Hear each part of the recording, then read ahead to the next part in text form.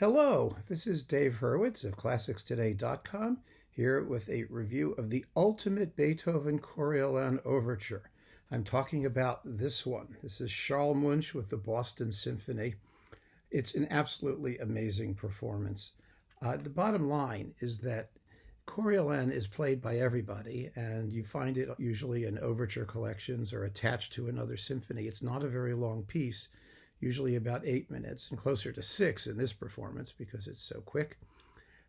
Now, however, fortunately, you can download it individually. It's available on iTunes as an individual title. It's part of a collection of overtures that Munch and Boston recorded. Sometimes it's attached to a symphony, but now you can get it separately, which is really a wonderful opportunity to hear a performance that usually got buried and as a result received very little recognition and is really one of the great performances that Munch ever did.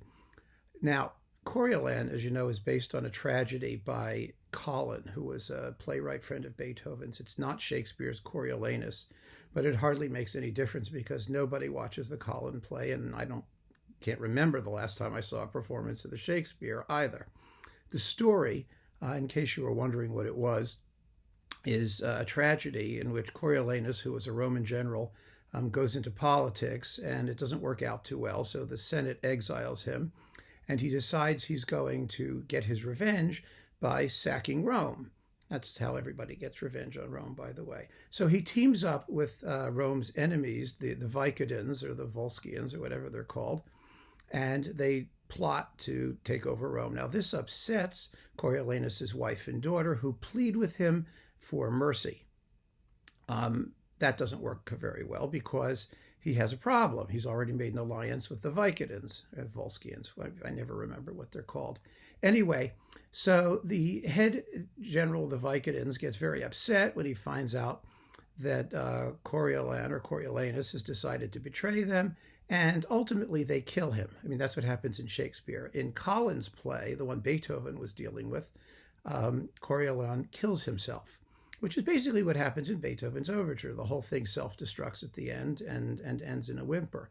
Now, the piece itself is essentially one giant temper tantrum. It only has two basic ideas. There's Coriolan himself, who's full of rage and fury and neurosis and hysteria. And then there's music representing his wife and daughter, a more pleading and feminine element. Those two forces go at it, and fury and hysteria triumph. And then, the tragic denouement ensues. In order to pull this piece off as well as it could be, you really need to attack it with complete uninhibited abandon and fire. And that's exactly what Charles Munch does.